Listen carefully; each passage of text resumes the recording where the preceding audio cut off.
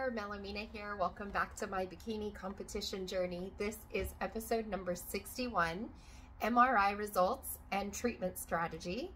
Am I quitting? So as the title says, I got my MRI results. I had an MRI done a couple weeks ago, and I met with my doctor to review the results of that test. And it turns out that there are 3 things going on with my hip. Number 1, I have developmental hip dysplasia, coupled with a developmental bump on the head of my femur. So the doctor said that basically these 2 things kind of happened or developed as I was growing as a child. I wasn't necessarily like born with it, but it was something that kind of developed as I was growing. I have never seen any issues with my hips as far as like structural or like the anatomy or the bones go. So this is brand new news to me. But he said that he saw that from an x-ray that he actually took, and yeah, so awesome. So number 2, the second issue that I have currently going on is hypermobility. So I can extend my joints beyond just, 90 degrees or flat or whatever you want to call it. And lots of joints do that for me. I can touch my, thumb to my forearm, and that's not something that everybody can do. And so that actually, the hypermobility actually contributes to destabilization in the joints. Specifically the hip it's kind of a big deal for the hip. So this is something that I've known about for a really long time. I've been practicing yoga since 2001. So this is not news to me at all. And it's never really been a problem for me either. Like, I've always been really cognizant of it, and I've taken precautions to make sure that when I am practicing yoga or really doing anything in life, I always try to engage the muscles around the joint and don't just dump into the innate flexibility that I have.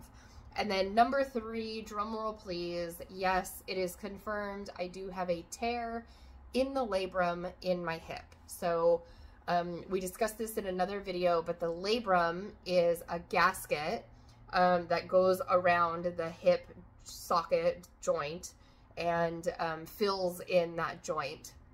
So I have what's known as a full thickness tear, which basically means that it's a complete tear through the entire width of the labrum, which is about 4 to 5 millimeters in women.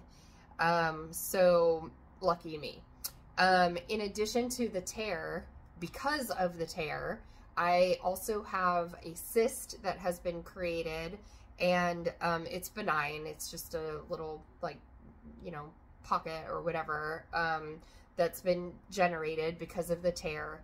And it's small. It's about 4 millimeters. And he said that it's on the outside of the labrum. So as far as the joint itself, he said the cartilage looks pretty good. There is signs of maybe some, mild thinning of the cartilage. And I do have signs of mild early arthritis. But again, like, other than this tear situation, I haven't been feeling anything different or odd or off in my hip. So at least at the moment, everything seems to be okay, obviously, except for this tear in the labrum. So I got to talking to him about treatment options, and he basically outlined 5 options. So option number 1 is to do nothing and just deal with it as it is. Option number 2 is to get cortisone injections to basically alleviate the symptoms of pain. And option number 3 would be to take pain medications, which again would just be pain management. Number 4 would be continuing physical therapy. And number 5 would be arthroscopic surgery. So going down that list of options, I've decided that option number 1, do nothing, is not an option. because I am having pain, and I am experiencing, you know, how do I want to say it? Restrictions in my range of motion. Certain things, certain movements cause like a sharper pain. Sometimes after like a long walk or after certain movements in the gym, I feel like a dull, achy feeling. So there is pain, and I'm not just gonna like live with that when I know full well that there's an underlying issue there. Options number 2 and 3, the cortisone injections and taking medication, is just pain management. And to me, that's a Band-Aid. I'm not a Band-Aid kind of girl. I'm a root cause kind of girl. And, you know, I think that pain management has its place, but I am not in favor of pain management for chronic, you know, situations and for long term. I think that in acute cases, it's fine. But I'm not a long-term chronic type of person to, you know, to buy into that. So that to me is not an option. Number 4, continuing physical therapy. I am going to continue physical therapy because I have seen improvement. It is helping, but the fact that this is a complete tear means that it's either going to take boatloads of time for physical therapy alone to heal this issue, or it's just never going to heal it because it's a complete tear. So I've been doing physical therapy since January when I had this initial, the initial injury.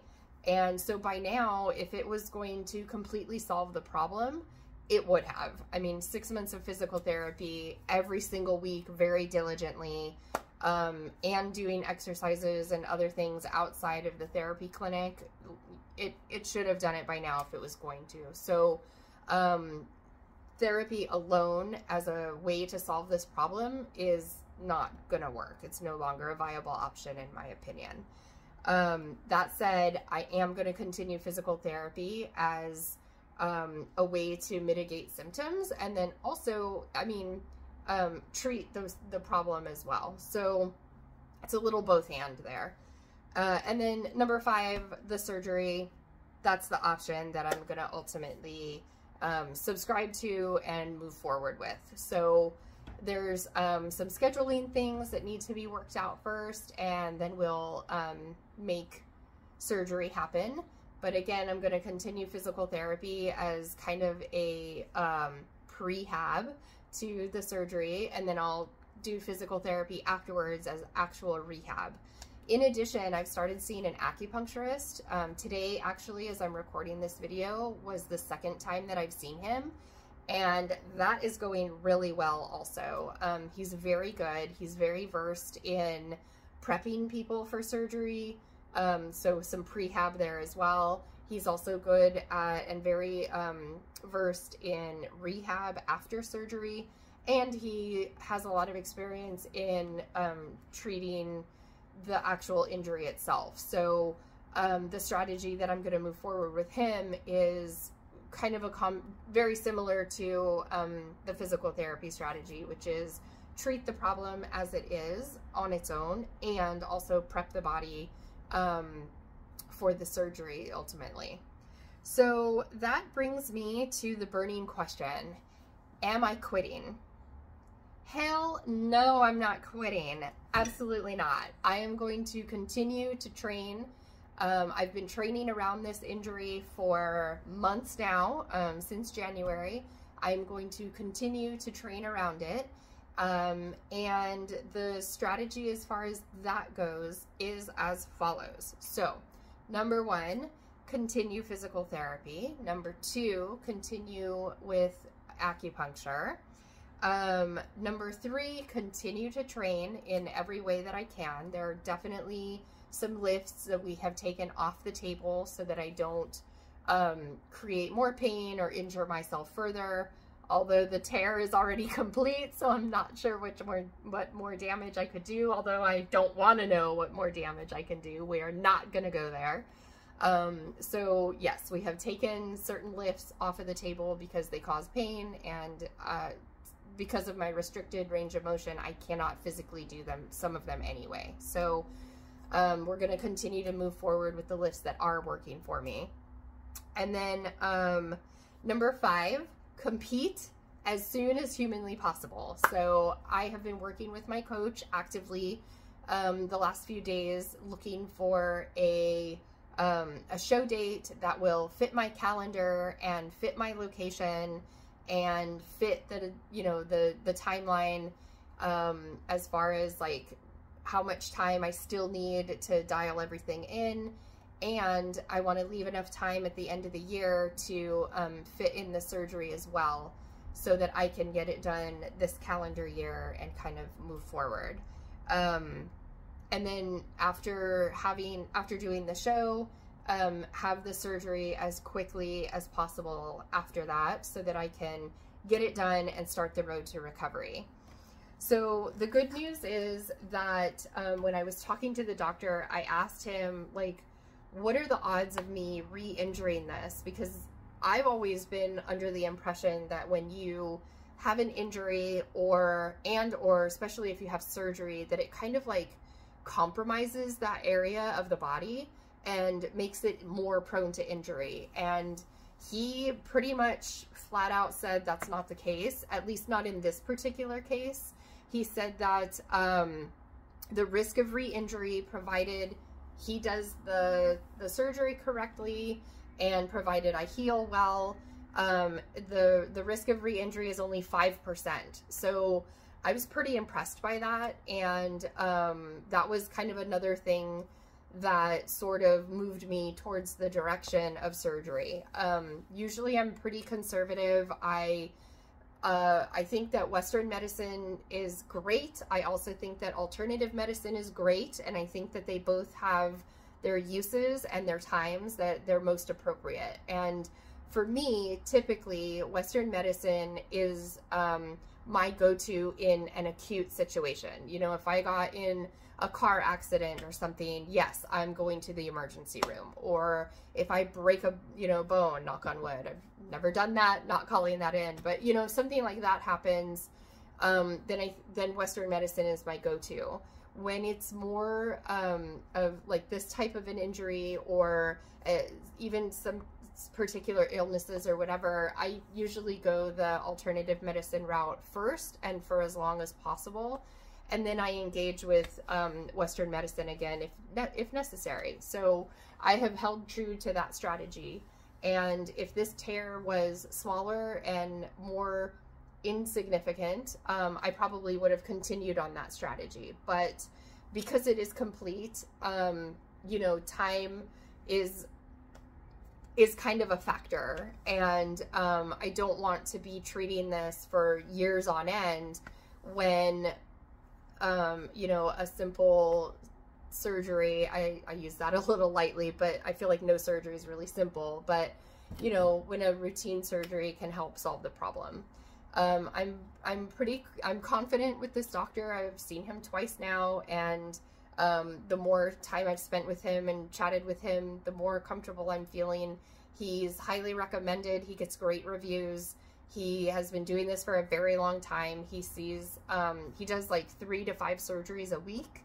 So not his first rodeo by any means. And this is like his specialty. Labral tears are his specialty. So dude knows what he's doing, and that's great. So I think there was one more thing that I was going to say about that. I am considering possibly doing a cortisone shot just to kind of help get me through training and up to the show. But I don't know. Jury's still out on that. Like, I'm not in excruciating pain, and it's not 24/7, like I'm able to sleep well, and the pain is mostly managed on its own. I mean, I do continue to take CBD. I've been taking CBD for a very long time now, and it's a great anti-inflammatory. There's no high effect associated with CBD,